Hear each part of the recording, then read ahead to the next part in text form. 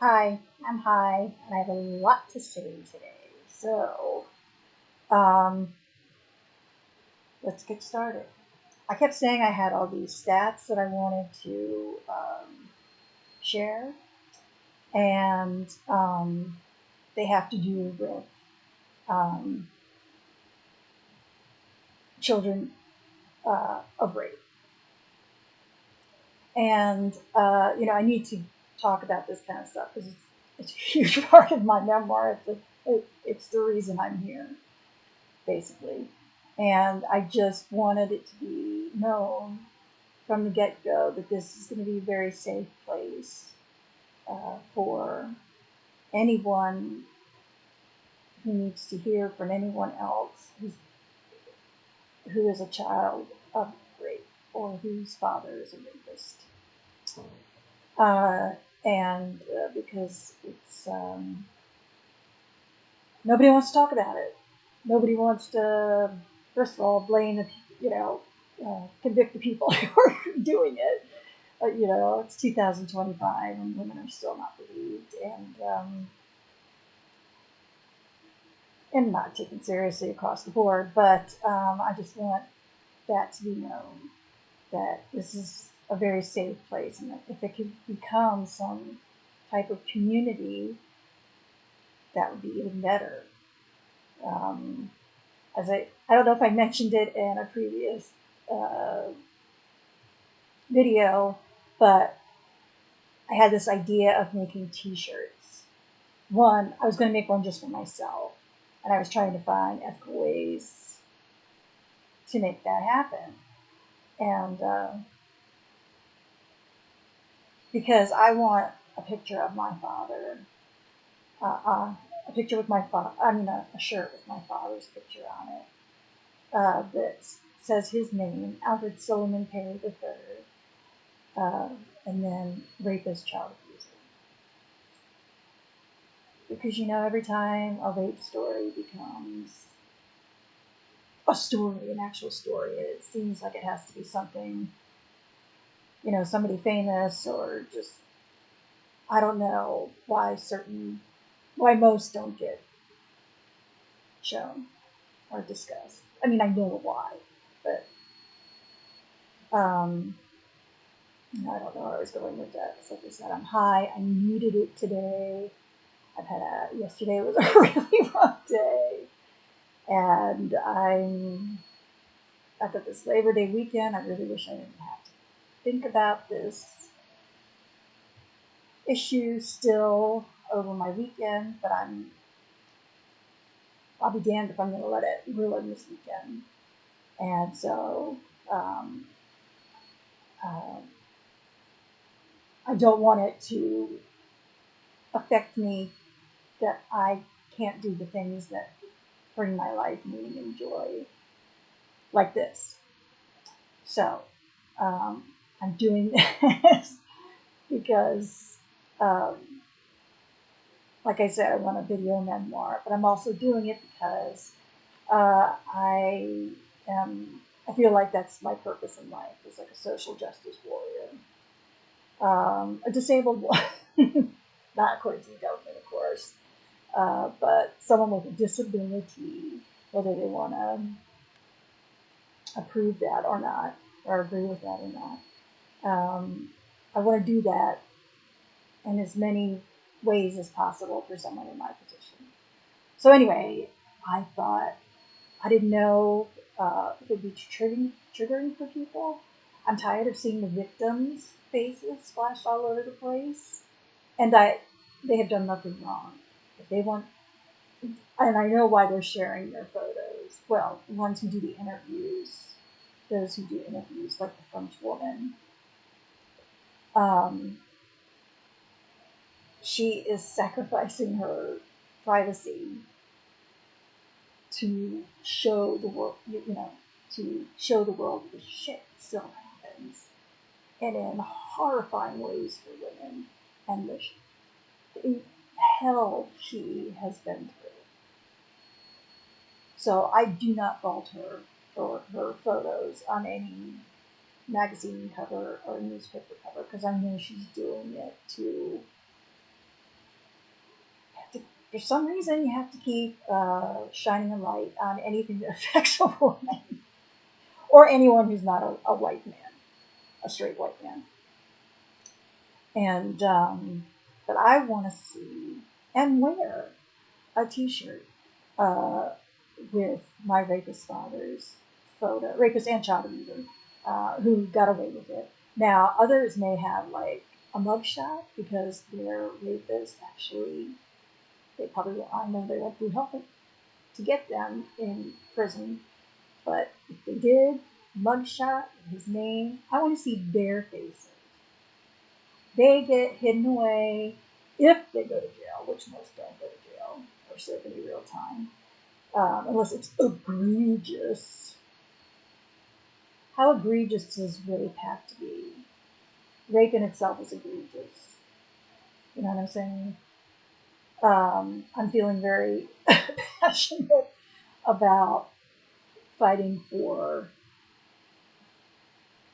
those whose voices have been stripped away or have lost their voice or is just invisible to the average straight white man.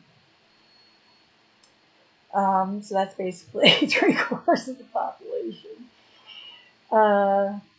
Anyways, I just want to let you know because, as I said, I have CPTSD and chronic suicidal ideation, and I have been in therapy and taking meds for the past 15 years after I called 911 because I was suicidal, and they took me to a local hospital psych ward where I spent 6 days. It was one of the best experiences of my life.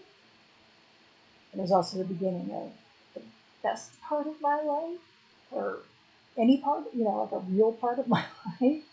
But it's also it's still incredibly hard. I'm always going to struggle because CPTSD and trauma physically changes the way your brain develops. And so if you have chronic trauma, it changes your brain development so that you are feeling constantly dysregulated. It's very hard for you to regulate a brain that's stuck at like age 11 or age 13 or age 16 or whatever age, because you can, of course, be traumatized as adults as well. Having said all that, here are my notes, and I hope I kind of made this. I just kind of Google searched and found to find this information. I don't have this is like, it's not the direct quote as far as I know, because I don't have a link for it. So hopefully I'm not taking anyone's work away from them. But, all right, so here are the stats that I wanted to give you. And this especially goes out to probably nobody, they're not going to watch this channel, but to people. Well, I'm not going to say that because I know that there are abolitionist vegans, or just vegans in general, who are also against abortion. And so, right, I am pro-abortion. I'll make that clear right now. So, I respect your opinion, respect mine. And that's it. So from the research I've done, and also just from my 15 years of therapy, and you do a lot of research, then you're starting to heal from 40 years of unhealed severe trauma. So here we go. Children born of rape face a painful legacy. Oh, I did write link in there. So if I find the link for that, I'll add that. Children born of rape are more likely to suffer from severe psychological disorders, most commonly PTSD. Now, they don't have CPTSD in the DVM, whatever, the medical book of recognized diseases, but uh, complex post-traumatic disorder. It is in another, I don't know if it's an American one, but it is in another uh, medical kind of Bible journal, as listed as uh, a disorder all its own, an offset or a subset. It's its own set. Anyway, most like so I put in C, PTSD, depression, anxiety, and then of course there's the maternal stress, the woman who was raped, who or girl, who is carrying you, uh, her stress and trauma from being raped severely affects embryo. I'm going to bungle this embryological development.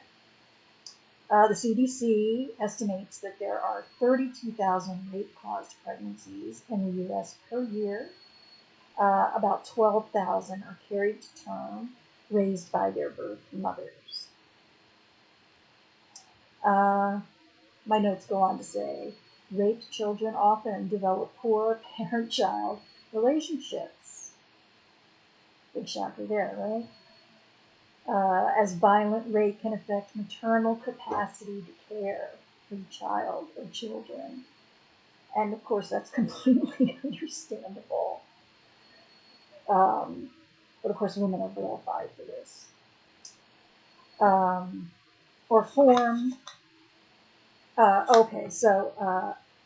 They can affect their capacity to care for the children or to form a loving bond, leading to abusive parenting or neglect. And I call that, and I've read about it. It's called like reactive abuse. When your abuse has gone on for so long, your trauma has been consuming your life for so long, and you have no outlet for it because you're just in this state and you can't see a way out, and you've had enough. You can become reactively abusive. Again, I have great sympathy for that, for a person in that situation. I may have been in that situation. I have been in that situation myself. Um, I will admit that, and I will never not feel tremendous guilt for it. But then I also received reactive abuse from my parent, my mother as well, whom I will always forgive. There's nothing to forgive. Um, she just is not in a healing state as of yet, and I have to hold out hope that she and my sister will someday, because they deserve a life. I don't know how much my sister didn't deserve to live this way, and neither of them deserve to live this way, as they and were made to live it. Rape children may also feel responsible for rapist fathers' actions. Children also face greater social stigma, carriers of deviant genes. And there's a book, Andrew Solomon's Far from the Tree, that I've got to read. It's on my to-read list. And I didn't realize it dealt with a lot of this. I knew it dealt with like trauma and that sort of thing, but I didn't know he delved into like specific traumas, like and criminal acts. That's what they are, criminal acts. Rape is a crime. But these traumas, and it made me. I mean, that's one big reason why I didn't have children, because I didn't want to carry on what I had gotten from both my mother, because my mother at that point was married to my father with her daughter born of rape from him, and then she had to have a second daughter with him, you know. Um, And so I mean, there was a quote from that Andrew Solomon's book, Far from the Tree, that really resonated with me. It was like, which parts of me are my rapist fathers and child abuse fathers? Because that was another reason I did not have children, um, especially unhealed. It was bad enough I got married, and that's nothing against my ex-husband. He was a lovely guy, um, but I was so unwell. But I didn't have the equipment or the support to do anything about it. I was so deeply, deeply unwell at that point. But yeah, and so I just wanted those statistics out there because when people say, "Oh, if you're raped and keep the baby, you can bring it up, you can, give it up for adoption." Well, then you're giving a rape baby up for adoption. Adoption, giving any child up for adoption is a very, um, it's a selfless act. But it's also very difficult. I can imagine. My sister actually gave up her baby for adoption, so I don't know firsthand, but I've seen how, from her perspective, what a horrible, thing to have to go through. But it was such a loving, selfless act on her part. Because that's who my sister was. She is that. It's just that I haven't talked to her in so long that it almost seems like she's not here. And so, yeah. Um,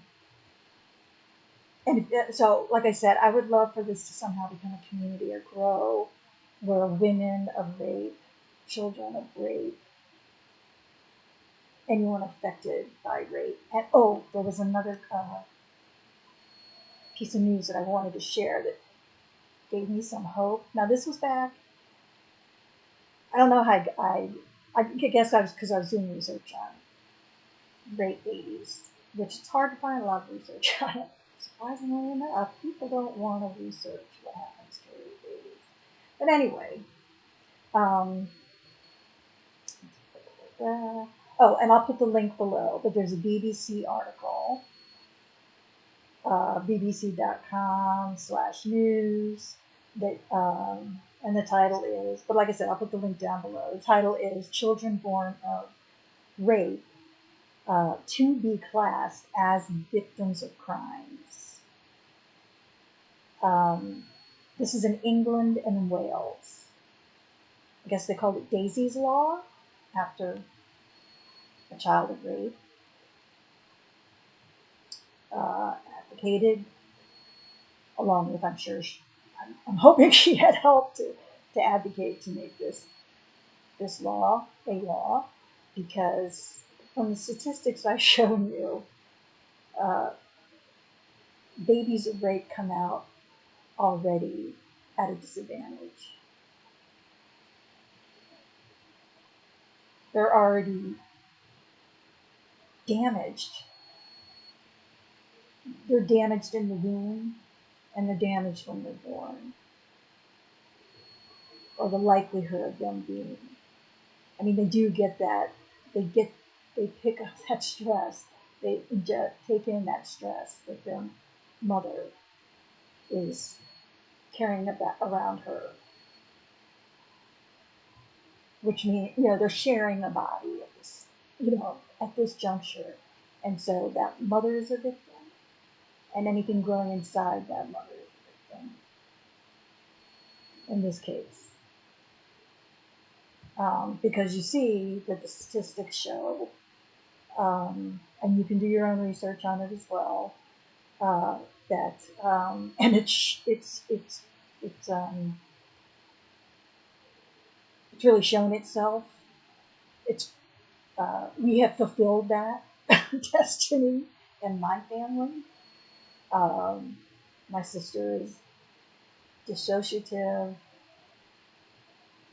At this point, she became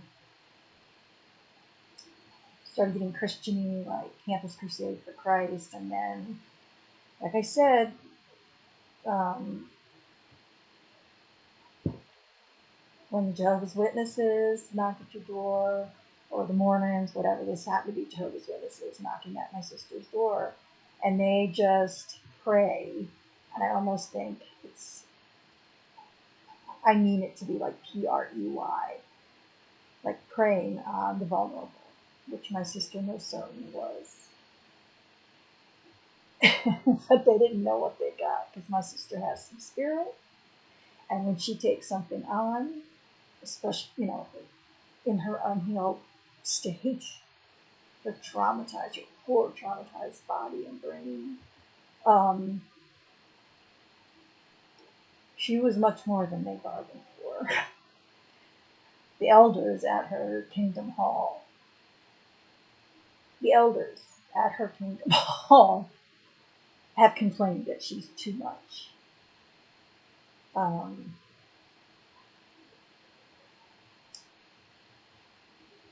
anyway, I gotta love her for that in a way. I can't take it in, because she just won't stop. It's just like verbal diarrhea, but Jehovah's Witness diarrhea. And it doesn't matter that I say anything to her or try to counter her argument in any way, shape, or form. She took the textbook they gave her, and she digested it fully. It became a part of her. She, and, you know, and this is with any religious person, they're going to find an excuse, some little line, or they're going to take some lines from the Bible or their version. I think she uses the King James version. It doesn't matter what version it is. As far as I'm concerned, it's all bullshit and man written. But when you're at that level, because I've known and worked with Jehovah's Witnesses, and you would never know they were Jehovah's Witnesses unless you asked them, "Are you Jehovah's Witness?" Yeah, because we were in a work environment, first of all, and I've also worked with Mormons, and I say that like they're different species. I didn't mean for it to come out that way, but when I lived out in California, uh, I I worked with a young woman who was Mormon, and she was very young and married young, right out of high school, which seems to be kind of the MO of Mormons. And they had a baby together, and I think she was under 21 at this point, very young. But she divorced him. They got a divorce. Now, who knows? She may be remarried. I don't know what happened to her, but she told me that she never loved him as more than a friend, and she did not want to be married to someone as just a friend. Imagine that. A woman wants like deep love and intimacy, and she wants to, have hot sex with her husband and be attracted to him. God damn, that's a lot to ask, right? That's so much to ask for. Actually love, romantically love, deeply love the person, not as a friend. Not that I'm saying there are any instances where that's not an acceptable thing, but I'm saying in this instance, as part of the Mormon tradition, um, you're the impression I got is that it's just a thing. You get married very young, so you start popping kids out. There are not a lot of Mormons with small families, as far as I know. They seem to be known for their large families.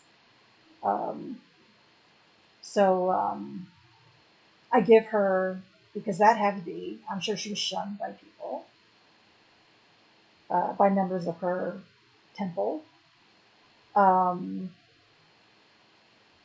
And I'm sure her son might have been too. Um, I'm actually surprised that she was able to do it. Not that she didn't have the strength to do it, but that he wouldn't have put up, or the families wouldn't have put up as much of a fuss. But maybe they were more progressive Mormons, if there's such a thing. All I know is she was a progressive, or to me, she seemed like a progressive Mormon. Or she seemed like a person who just wanted to be married and be in a relationship with someone she actually loved and wanted to fuck and have kids with. And she was attracted to a lot, intellectually, physically, metaphysically, the whole thing. And he wasn't it. That's a lovely memory to have. And because it, and she was, like I said, um, my sister and I were shunned by half my church.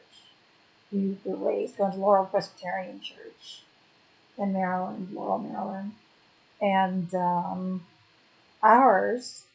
my family had the great luck of being the first family whose parents divorced in my church.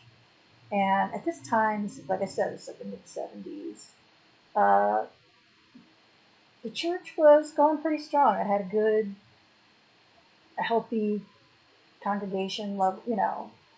It seemed like it was full and it was very active, doing as well as a church of that. It wasn't a huge cathedral. Let's put it that way. It's like a 60s, like a mid-century modern looking type of, you know, edifice. Anyway, but yes, and actually, it's not funny, but I remember that neither parent told us they were getting divorced. They asked uh, the minister of Laurel Presbyterian Church at the time, a Reverend Sonenberry, to tell us this is the dysfunction in this family. They couldn't even talk to us about it. And he did such a good job. I think Jill knew a little bit more than I did. I was like 6 or 7. And so Jill was 10. I think Jill may have known a little bit more what he was saying than I did. I really think this because after he spoke to us about our parents divorcing at school on Monday, elementary school, whatever grade that is, uh, we do like a show and tell, or tell us what happened to you this weekend, or what something exciting to happen to you this weekend. And who raises their hand? Me. And I say, my parents are getting divorced. You could have heard a pin drop. Of course, the kid, none of the other kids probably knew what I was talking about. And they were like fiddling around, because it's probably second grade or I don't know, second grade. Must have been second grade. I have no idea what my teacher at the time. I can't remember the look on her face, or I almost seem to think she said something like, "Well, that's not really a good thing." Actually, it was a good thing. It just was handled because my father was involved. It was handled horribly, and my mother continued to suffer, as did their 2 daughters through it. But yeah, when they found out at our church, because ours was the first family to have divorced parents, and let me tell you, my dad strayed out of there. So it was my mom, of course, left being shunned, and Jill and I, that's my sister, older sister, um, were shunned, I guess, because we were associated with my mother. Like half the congregation shunned us, including very good lifelong friends of ours. They used to live on our street, the street I remember most growing up on. And I think, the wife still lives there, if she hasn't passed yet. The husband has passed, but I mean, they lived there for 6 years. 56 years, probably since the house was built close to it. They've lived on that street all the time. Very traditional family, conservative. I I sensed that from a young age too. But yeah, she and my mom were very close. As I said, they lived down the street from each other, and I think she was a little bit older than my mom, so I'm sure she was a friend that my mother really. My mom had friends. My mother was not a hard person to like, um, despite everything she'd gone through. Um, but yes, I would consider this woman to be one of her closest friends up until this point. And she was one of about half the congregation who shunned us, three of us. Because my dad emigrated off to wherever he lived. I know he ended up in D.C., but anyway, we can get into that part later. But yes, so now, and that's traumatizing. Did you know that half your church shunned you? The church that you were baptized in, and not like I asked for any of these things, but or to be in this church to begin with, but that's what happened. Baptized, Sunday school, and I continued attending this church through these years, through all those years. And I remember seeing kids whispering about us, saying certain things about Joe and me. We were black sheep, and I love sheep. And I will have no one say anything negatory about sheep or any animal for that matter. But yes, so it was only kind of it's ironic ending to the story is that the same family, the wife who was extremely close to my mother, who shunned her because she got a divorce. My mother and dad got a divorce. Her son got divorced, and all of a sudden, she thought again. And I have respect for that. She was like, "Wait, maybe I shouldn't have." And like I said, my mother and I took her back with open arms because I know where she's coming from. I did. And goodness knows I didn't, divorce is a horrible thing. I've been through it as a child, twice, and as an adult once. And it's a traumatic event. It's listed under the ACE study, ACE, and I'll try to put that down in the link too. Add it to my link collection. That divorce is a traumatic event. Doesn't matter how Gwyneth Paltrow you want to make it. What did she do? Conscious uncoupling? Such nonsense. I mean, yeah, you want to make it as easy on your children as possible, but it's just nothing's ever the same. Your and that's why I also have a problem with the nuclear family in general. Why get married in the first place? And um, why does it have to be man, woman? This nuclear family. That's what like Trump wants. That's what he is so desperate. And the nuclear family. Remember the nuclear family? Mommy's little helper. The nuclear family was not healthy. And I know that because my parents grew up during this time. They were teenagers during, or they were around in the 40s and 50s and 60s. And so they saw what um,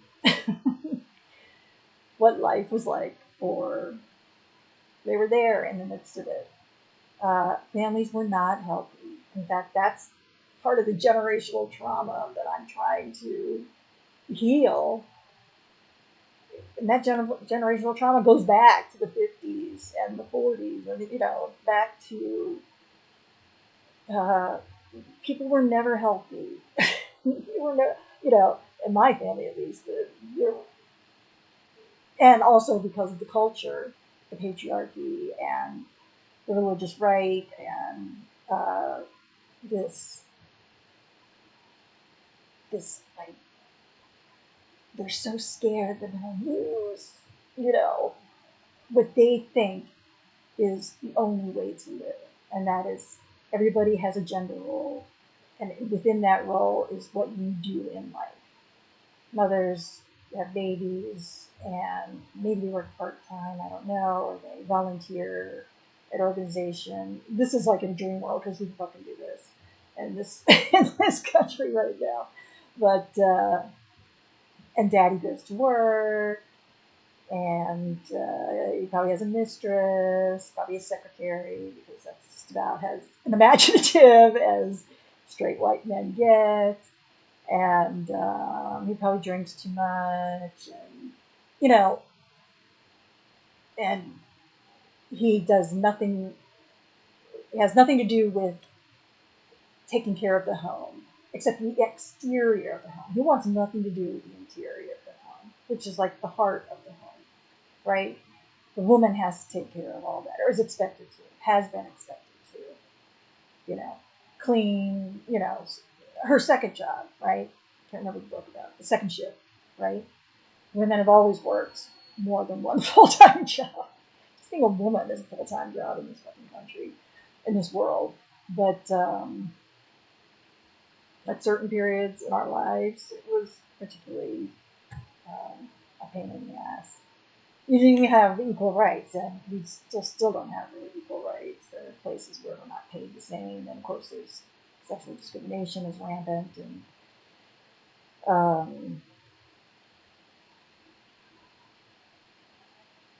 it's Roe versus Wade is reversed.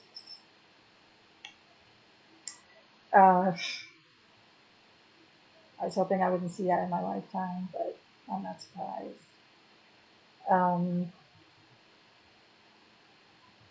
I wish Lily Bell would come in here, but I think my brain is shut a little too much for her to come in. I hope I'm using a new thing, OSB, instead of Clipchamp, and I'm hoping it will, because I've spent a week trying to get that last video to upload, and it never would, and feedback never got me anywhere. Nobody said anything to me. Nobody replied to me at all. And so I just decided I would try this instead, and see how this works, and see if it uploads. And all right, so that's kind of more into my story for a bit. There were a few things that I wanted to mention. Oh, yeah, like I said, the t-shirt. First of all, I would love this to become like a community where we can support each other and we can fight together for more stronger laws. Like I said, in the U.S., to make children of rape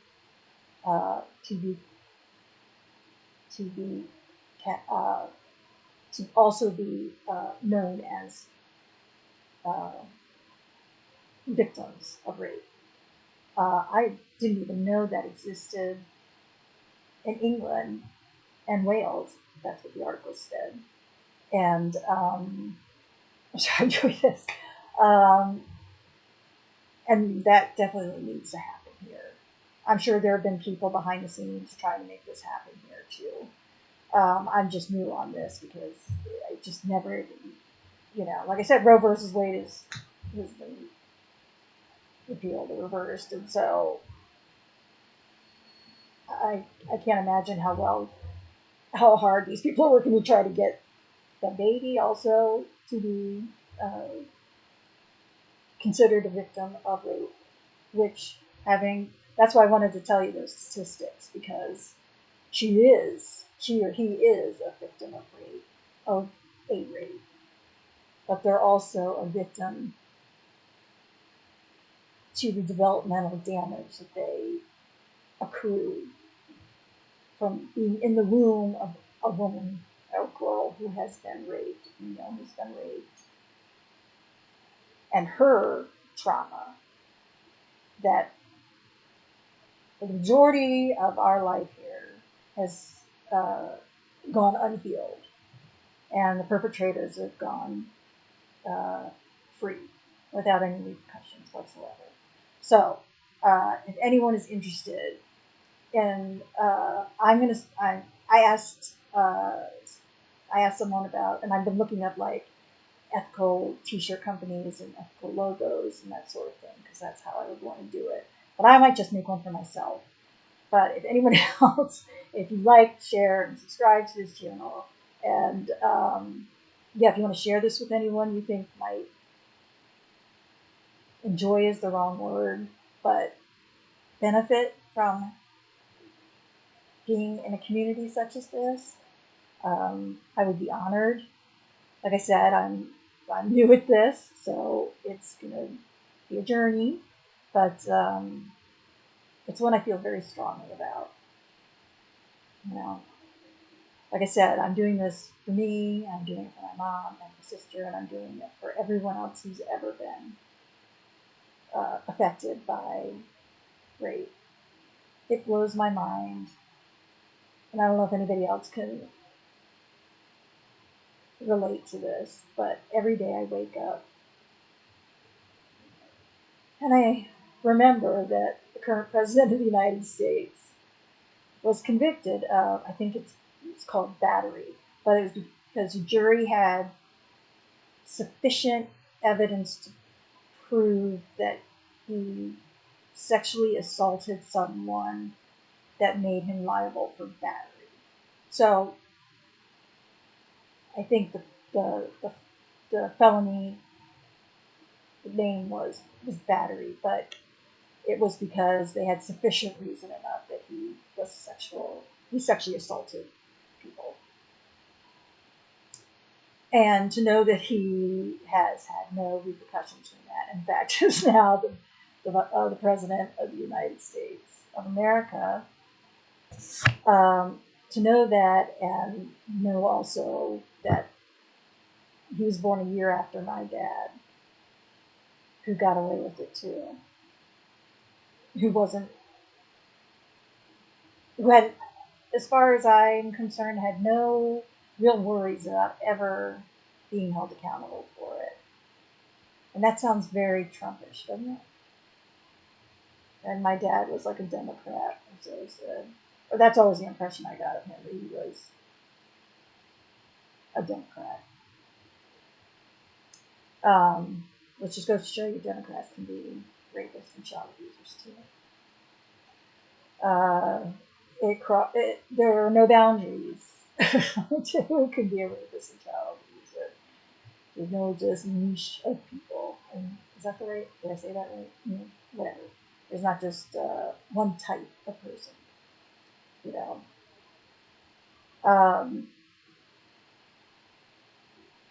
So I did want to. I finally got another physical copy of this book. It's available. All of his books are available for free on his website, and he discusses that why he allows you. He offers the books for free on his website. I won't go into that. He can explain that much better. I'll put his link below. But these books, I'll have to read some quotes from them, and hopefully it's not. I'll do it this way. But anyway. Ascent of Humanity, Civilization, and the Human Sense of Self, Charles Eisenstein. I read his first book, I've read one book of his already, Sacred Economics, which blew my mind. The economics part was a little over my head, but the second half, if you stick with it, it still was fascinating what I got from it. But the second part of Sacred Economics more than makes up for my kind of lack of knowing a lot about economics, and making that part more of a challenge for me. But this is also on the Libby app, and which I use. And but I always love it. There's somebody waiting for it, and that makes me hopeful too, that somebody's waiting for the copy of this book. And we don't have very many of his books on Libby, I don't think. But I would love to own a copy. And what you can do is you can go on his website and you're interested in what he's talking about. He also has a YouTube channel, and I can link that down below too. And he's also on many like forums, podcasts.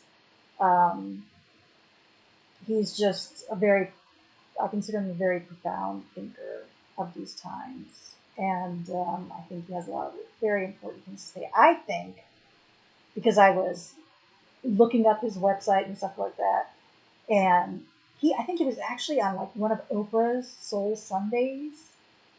It was a while back, but it's probably on YouTube somewhere. I don't know how much good it did but I'm glad that she actually had him on the show. For the exposure that he got, because he deserves that. He deserves positive exposure for what he writes about. And I'd recommend it. Like I said, I read this Sacred Economics and highly recommend that. And I'm about almost halfway through this, so I keep going back from e-book to a physical book. The e-book is good just because my hands, it's hard to hold a book for long periods of time. But I do like having a physical book. And one day I want to own. I may not be able to pay the full price, but he has this. You can pay what you can afford as well, or you can read them online for free. And I think that's pretty wonderful, because that's a real gift. I would give a copy of this to everyone if I could. I would even give a copy to Trixie and Katya. Well, maybe Katya. Katya, I think, can really get into this. But Trixie, if she smoked a doobie, she might get into this. Well, I don't know. She may just, like, what does she say she does? She goes on TikTok and buys makeup that then she thinks is PR. She realized she was high. So I don't know if she would read this while high. But Katya could discuss this with her. Or, Katya and Courtney Act. I think Courtney Act would like that book. She's extremely smart, Courtney, and I'm doing this again. I'm doing the Magda thing. I did on my other video that will never probably make its appearance on YouTube. And who knows if this one will, but we're going to try. If you don't succeed, try again. And that's why I'm so good. Oh, but anyway, so that's a wonderful book. And like I said, Oprah knew about him. And why because his books that tell this much kind of truth, I know that sounds soppy, but it feels like the truth to me.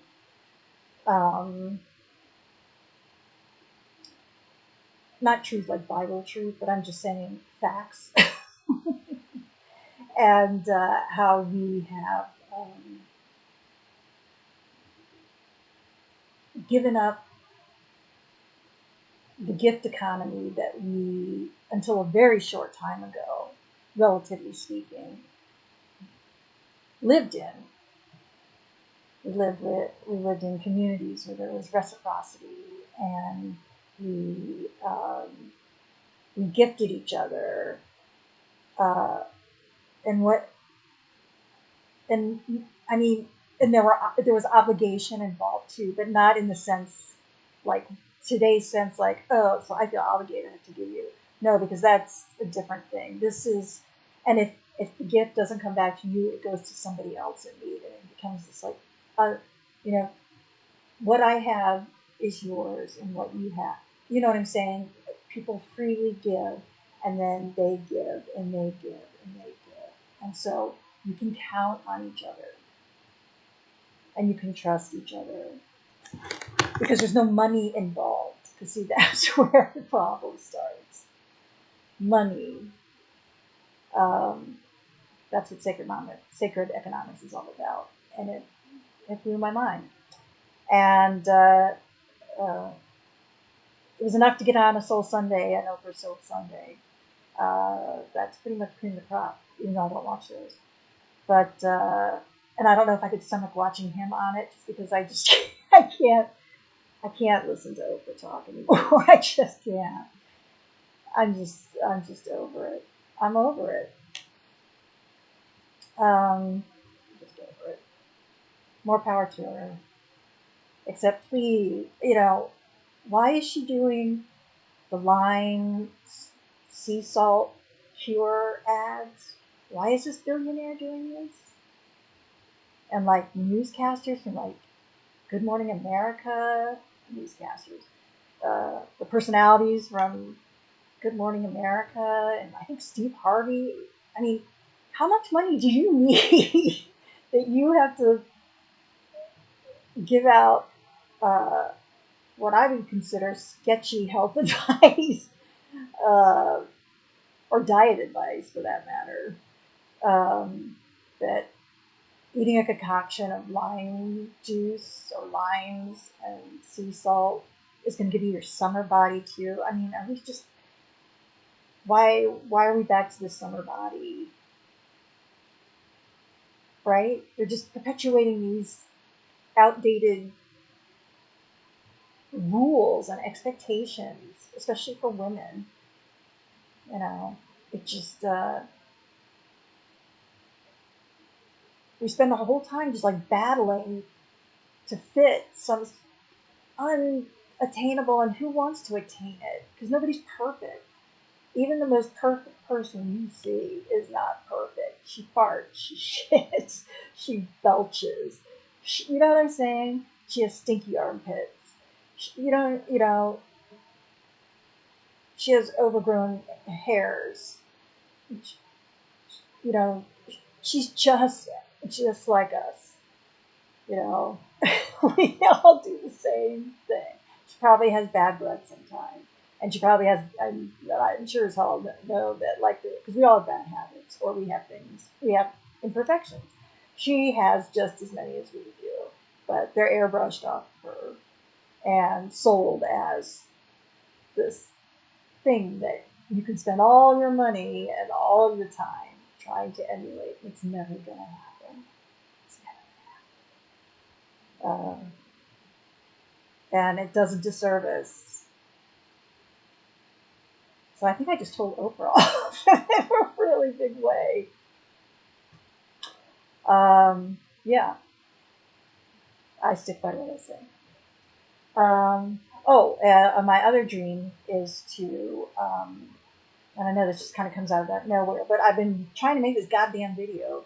This is the third time now I've made a full video, or I'm making a full video, and just living on a prayer. Thank you, Bon Jovi. And not even because I'm an atheist. An atheist prayer. An atheist incantation. I'm going into crone mode, people. Get ready for it. Oh, and I wanted to let you know because it's been a challenging couple days. Well, it's been a challenging time, but yesterday was challenging, especially challenging. I had my diffuser with the little variegated lights, the light magic happening with my autumn harvest essential oils in. I'm drinking a cup. Open Farm Sanctuary. I support them. There are two sanctuaries, one in New York, which I have been to once, and it's absolutely wonderful. And there's one in California. That's one of the only reasons I would visit California. That, and to be on Trixie and Katya's Baldwin Butte, which I am. Yeah. So anyway, I keep showing this, but yes, Farm Sanctuary. Love animals. That's what I'm all about. Anyway, so I made a cup of green tea that is now cold, but that's okay. That Greenwich Green from that tea shop that I have linked in my bio. It is green tea lemongrass, and vanilla. And I know that doesn't sound, I don't know, it sounded, first of all, it did sound good to me, but I can imagine somebody would be like, I don't know about that, but it hit. It's very, very, very good. I can believe when she says that this is their favorite, um, customer's favorites, because it's very good. And I'm gonna have a sip because my mouth is dry because I'm hot. And look at the little girl is here. Oh, baby girl, there's your tail. Hi, baby. Hold on, let me put this down. I'm not gonna drink yet. I have to just lift you up so everybody can see you. Baby, baby, baby, baby, baby, baby, baby. Just like, oh. Yes, it's so din. And she's got her fall flower on. Her mom just switched her flower for the end of summer. Oh, and that reminds me. Oh, let me take a sip of my tea first. That's delightful. So I have a whole I am so, and the weather's been beautiful and fallish. So I'm just going to embrace fall. And then as a part of that, of course, I was listening to my soundtrack before I started recording. And Harvest Moon came on by Neil Young.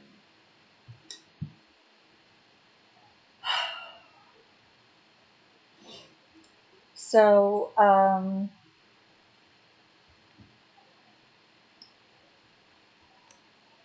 I thought I would recommend. So I was in a little brain freeze deciding which way I was going to take this conversation. So I was going to recommend for my album of the week listening to Harvest by Neil Young. And I'll put the Spotify link down below for that. That's my album of the week. I don't know if Harvest Moon is on that, but it's a fabulous album.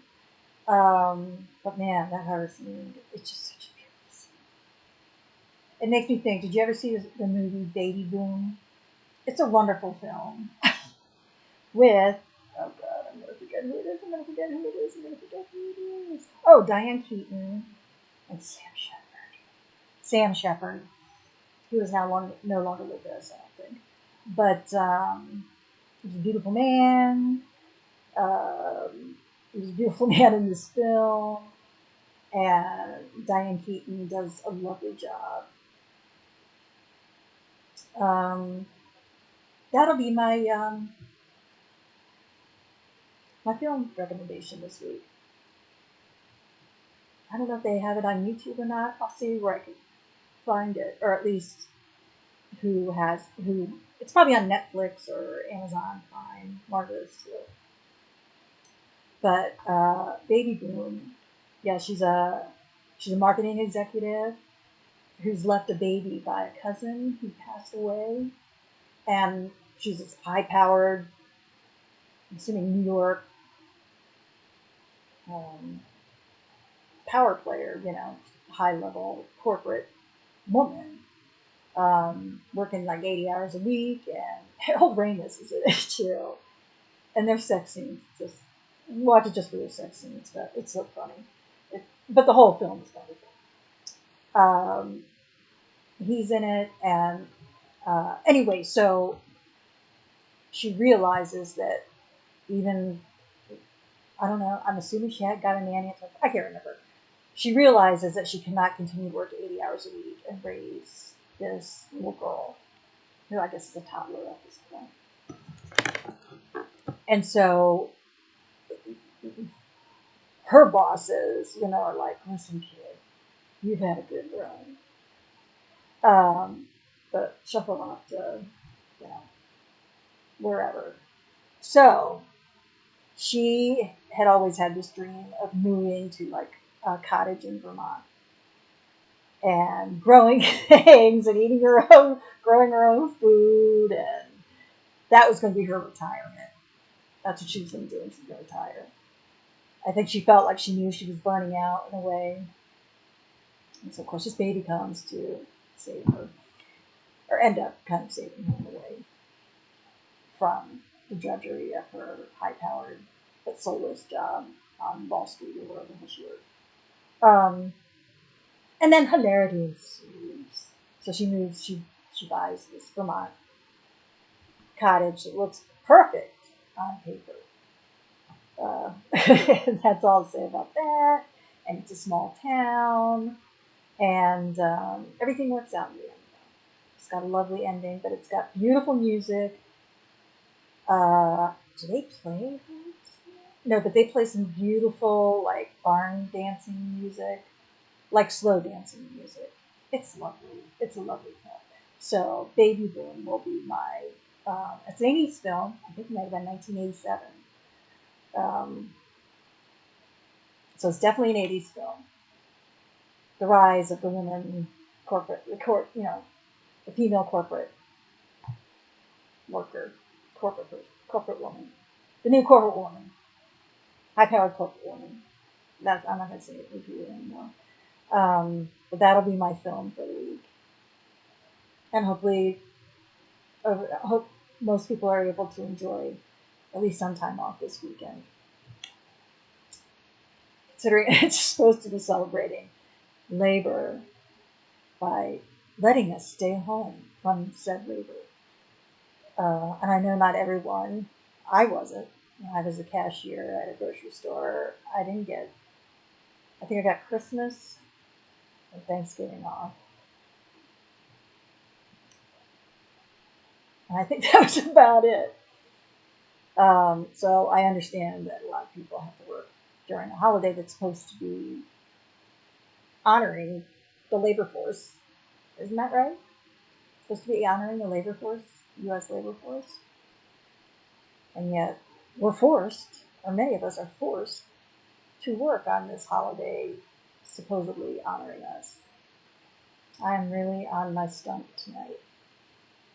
My baby girl, did you get your food? I love you.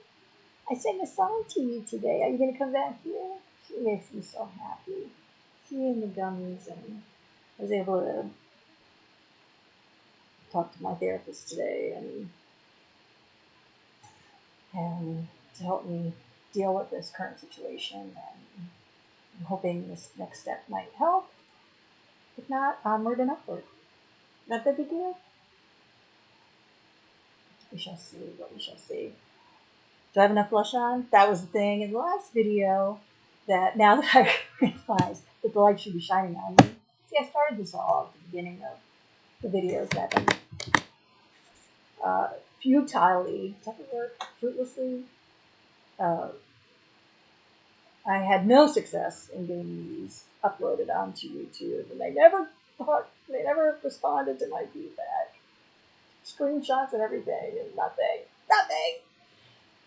I put a lot of work into those. Well, not work, because I'm talking high, so that's not really work. But I rewatch them, which could be painful. But it does take a lot out of me to talk about serious stuff, to talk about anything really, because I have chronic illness and always struggling with fatigue, even though it doesn't look like it. I hide it very well. I've had to hide it very well, like most disabled people are, especially people with invisible illnesses, because if you looked at me, you wouldn't know I had rheumatoid arthritis, but I do. And there's so many like me, and that's why I get really ticked off when people bump into me on the sidewalks. I'm like, you don't know.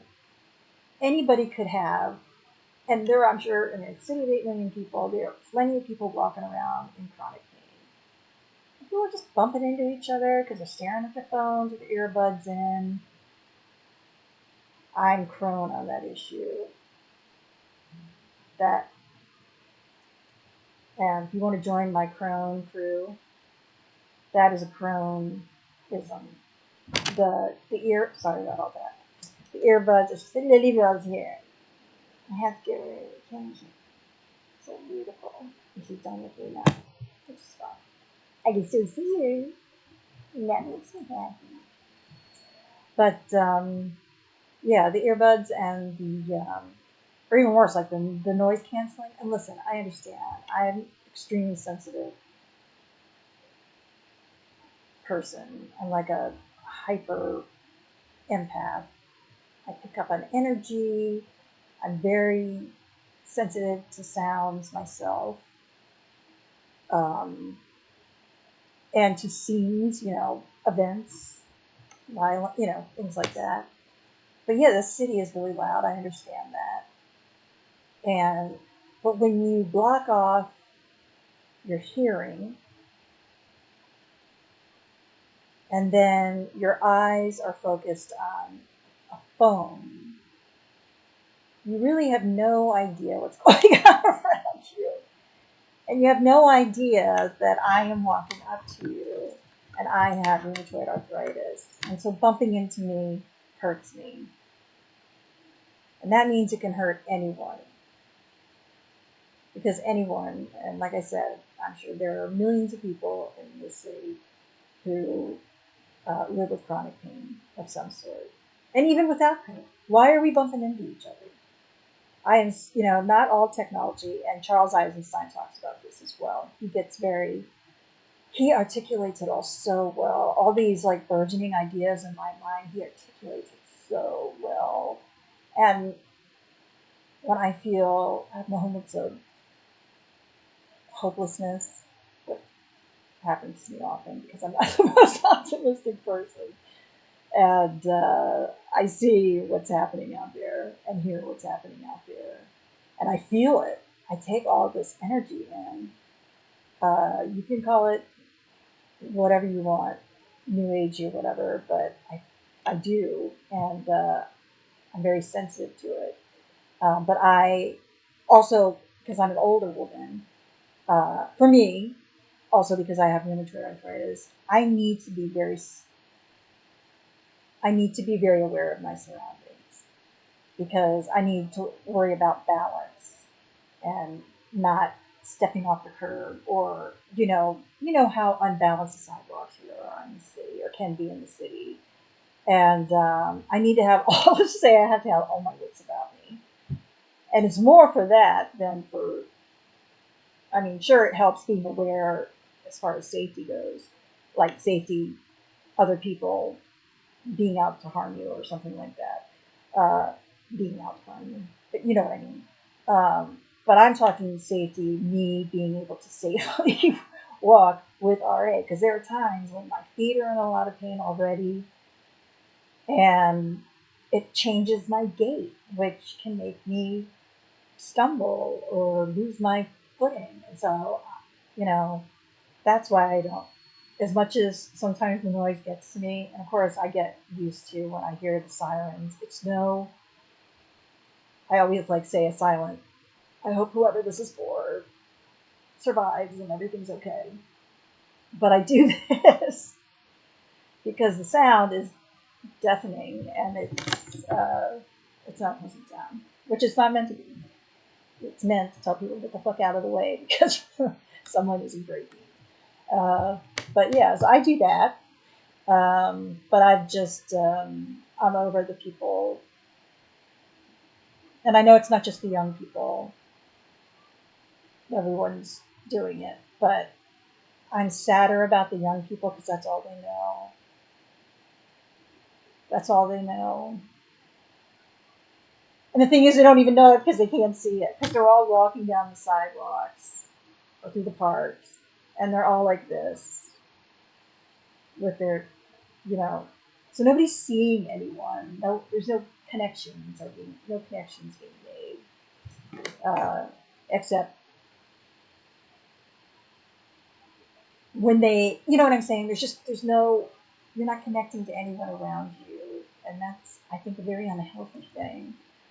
I saw a man once as I was walking I was walking home from work. He was walking in the opposite direction. And he had earbuds in or his headphones on, and he was staring at his phone, and he almost tripped over a homeless man sleeping on the ground by the train station. And that just, that was not pleasant to watch. If that's what this world is like, that you don't even see a homeless, and homeless people are ignored. I know that they are ignored. And I know it's hard to see that every day, and every day to hear people, can you do that? I need $1. I know that a lot of people are there There are people homeless for myriad of reasons. And yes, some of it is drug related, but a lot of it isn't. A lot of it is, I went bankrupt due to medical bills I couldn't pay for, and I have been homeless 3 times, you know, and I worked through while I was homeless. You know, you'd be surprised how many people are working homeless. And I know it's hard to look them in the eye or to incur their wrath because very rightly so, they're pissed off. And they have a right to be. I don't care if they're addicts because being an addict is usually a coping mechanism from trauma that you experienced. You know, these people have stories that we know nothing about, and yet, and and I remember as a kid looking away because that's what my parents did. Everybody looked away. It wasn't so much in my neighborhood, but we'd always take like field trips or go to DC, and then of course, well, that was during my childhood. As an adult, when I lived in DC, I was much older, and I was healing and unlearning a lot of the shit that this our culture tells us is right and good. And I realized, no, it's not. It's bullshit. Um, but yeah, when I saw that, I just thought I would be humiliated if I were that man who almost tripped over, but he just went about his way. I'd be mortified, mortified. Uh, and they want us. And when I say they, this current administration, this faction of the Republican Party that is in play right now. But of course, if the rest of the Republican Party aren't going to fight against them, then they're just as much to blame as well. But I can't remember where I was going to go with it. But that's what they, you know, they want us. They want us scared of each other or scared of the other. You know, and the homeless are there for a reason. You know, it's their own fault. Pick yourself up by your bootstraps. It's such a Ronald Reagan fucking thing to say. And let me tell you, he did so much damage to this country in 8 years. I lived through his 8 years, and I was a much younger person then, but I knew how bad he was. Because I did come, as deeply dysfunctional as my family was, we did watch the news a lot. And back in the day, DC uh, news was, well, news in general seemed to be much more reliable than it is today. And we trusted our DC news, and we trusted our national news, and we would watch that. My dad would reel in the TV at dinner time, and we would watch the news. Back when 60 Minutes was respected, and is no longer so, not by me. Um, but yeah, we had people like Walter Cronkite, you know, Dan Rather, and Mickey. Who's that other guy? I don't see Mickey Rooney. That's not who it is. But you know who I'm talking about. Anyway, and there were women too. And sadly, I can't remember their names as much because they were overshadowed by the men. But I even think Oprah Winfrey, she may have been a newscaster in DC. Was she? Or did she have a show in DC? I can't remember. But anyway, so of course, like Leslie, you know the name of like Leslie. Isn't that terrible? You remember all the guys because that's all. But anyway, so we were a news watching family. So and my dad would read the paper or the Post every night after dinner, and so we just were used to having the news around us. And then of course, because of where I lived, we would take school trips every year to DC, go to Smithsonian, Library of Congress, Capitol, or we would see at least the government buildings where these decisions are, or some of these decisions, some of this, the play that goes on in DC happens, you know. Yeah. And now I get my, well, I get very little news, but I still heard, oh, like I heard, I'm not, well, I can't go into it anymore tonight because I'm at an hour and 15. So, oh, like I said, oh, I didn't tell you. Did I speak about that? I wanted to do Winter's Tale, Hermione's scene. That was my classic monologue that I was going to use for auditioning when I moved to New York City, but that did not happen. And that's okay. But I would love to use my brain and relearn that speech. It's Hermione's trial speech.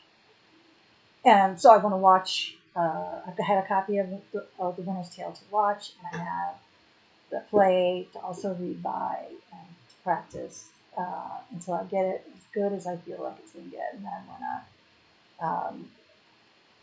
I want to perform it on my channel because it's my channel and I can do so. And it may be my only chance of performing. I would love to perform on stage again. I don't know if that will ever happen, but I can at least perform on this channel my monologue speech from The Winter's Tale. And I think that's how I'm going to end it, folks. Yeah, I said folks. It's been a doozy, and I hope that this makes it and gets downloaded, or else I'm going to lose my mind. What's left of it? Yeah, I have links down below, and I'll try to remember to link the articles that I mentioned about the BBC, about England and the UK now making a law that babies of rape are now considered victims of rape as well, as of like 2023. That really impressed me. How sad that impresses me. But anyway, that it's taken this long for that to even, and like I said, who knows how long they've been fighting for this. We have to fight for everything.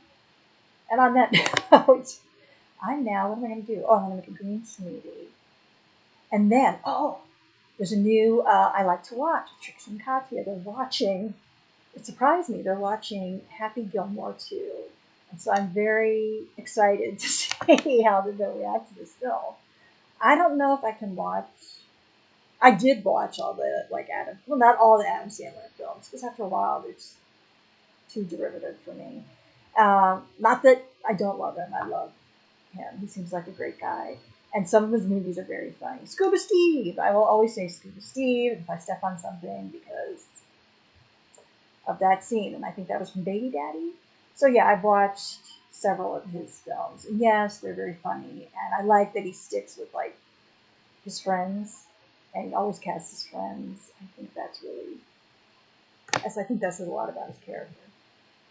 But anyway, so I'm really I still want to have a buzz while I'm watching them. So I'm very excited to watch them once I make a green smoothie and hopefully publish this to YouTube. Wish me luck, guys, and peace to all.